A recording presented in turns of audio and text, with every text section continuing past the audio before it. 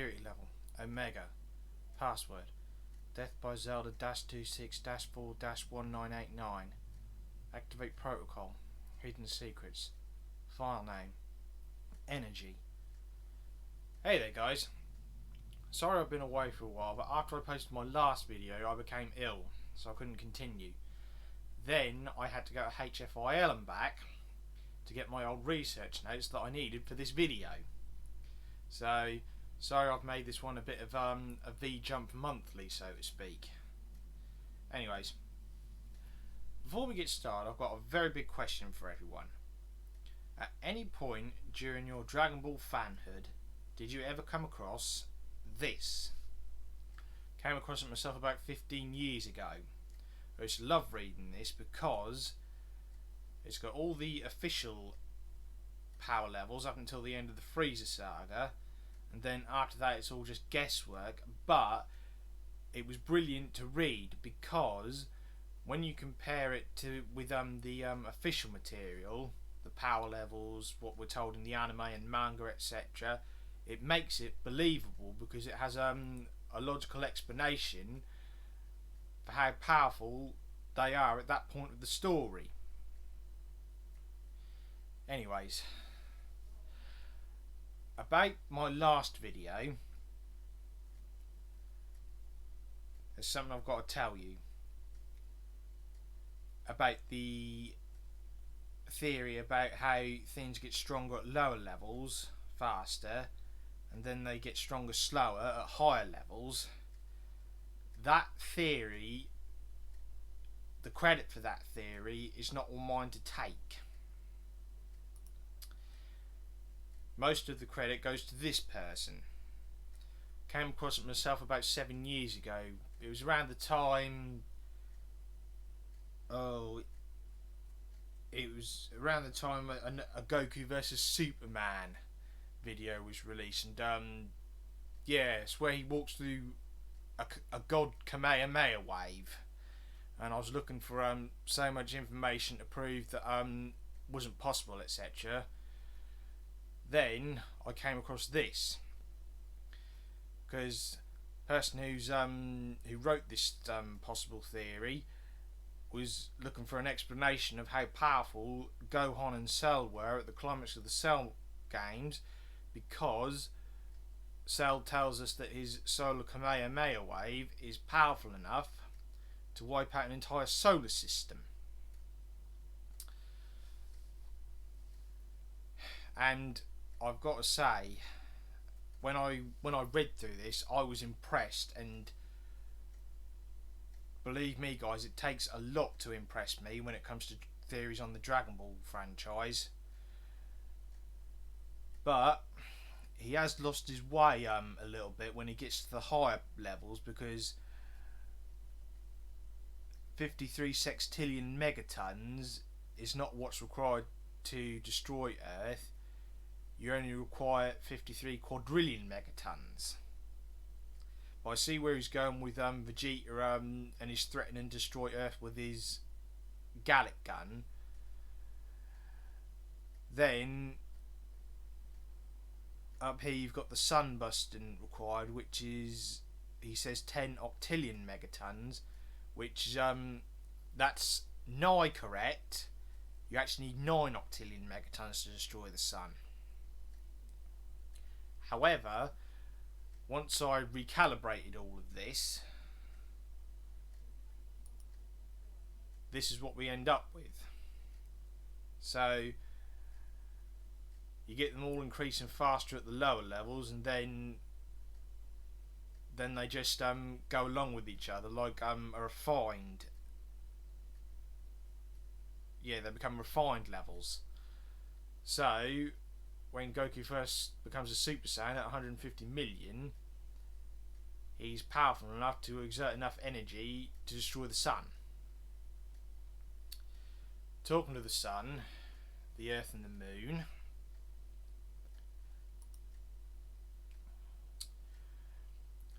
the moon is 27% the size of Earth. So in order to destroy the moon, require 14.31 quadrillion megatons, which only requires a power level of 1036. Now this next part is going to sound very confusing, but because their power increases, because their energy output increases faster at lower levels, when you reach 53 quadrillion megatons, you only need 1135 to destroy the Earth, which from the beginning of Dragon Ball Z is achievable, because you've got Raditz, power level 1200, then you've got Piccolo's special beam cannon, which both times are, yes, one's about 1300 and something and the other one's 1400 and something. So gives you a logical explanation how Master Roshi and Piccolo can destroy the moon so easily, because if I recall correctly, his max power Kamehameha amplifies his power tenfold. So there you've got your logical explanation of how he's able to destroy the moon during the World Martial Arts Tournament.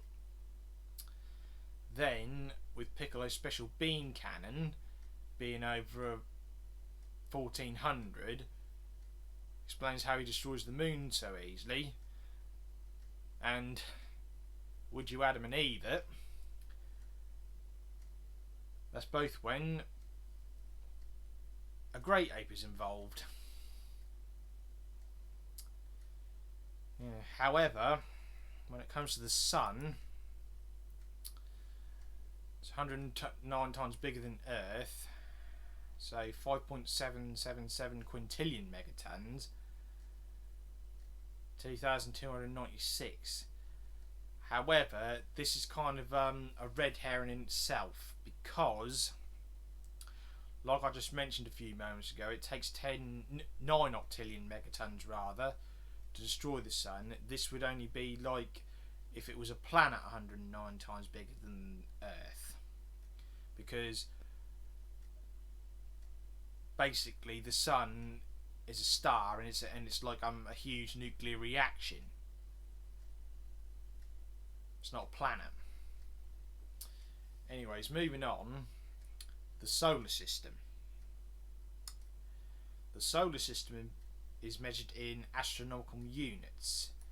An astronomical unit is 93 million miles. And the solar system is roughly 4 light years in diameter. So that would be roughly 250,000 astronomical units. I'll get back to this in a moment. So we look at this chart. If you just go 125,000, because you've got to take both sides of the sun into account, that would just be on the edge of the Oort cloud. Yes, see where I'm getting at? Anyways, moving on.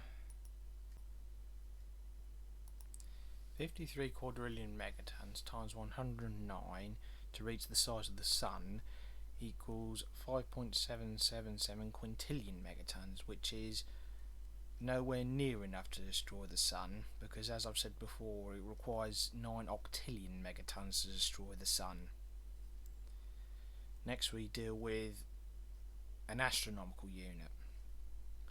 An astronomical unit, as I've said before, is 93 million miles, which is about 108 times the size of the sun. So if we multiply our most recent result by 108, we get to 623.916 quintillion megatons, which is still not quite the sun. Next we deal with 250,000 astronomical units, which is roughly the 4 light years of the solar system. So we multiply our most recent result by 250,000 and we're at 155.979 septillion megatons. It's getting us closer, but we're still not quite there. Because there's one more amplification I need to make. Because, as I said about the theory about energy output increasing faster at lower levels and slower at higher levels, these amplification will have gone through the 100 times section and the 10 times section before reaching the refined section. So we amplify the most recent result by 1000, which brings us up to 155.979 octillion megatons. Round this up and we've got 156 octillion megatons. So if this theory is correct, at 156 octillion megatons, that would mean that at the climax of the Cell Games, Super Saiyan 2 Gohan and Super Perfect Cell's power level would have been 2.6 billion. Anyways, that's all I've got time for now, guys. Thanks for watching. In my next video, I'll be going over the hidden secrets of divine energy. This one won't take so long because I have all my research notes for that one, thankfully, and most of them are fresh, especially due to a hidden secret on divine energy that's been right in front of us the whole time. So, if you're interested, like and subscribe, and let me know what you think about these theories in the comments section. Take care for now, guys. I'll see you next time.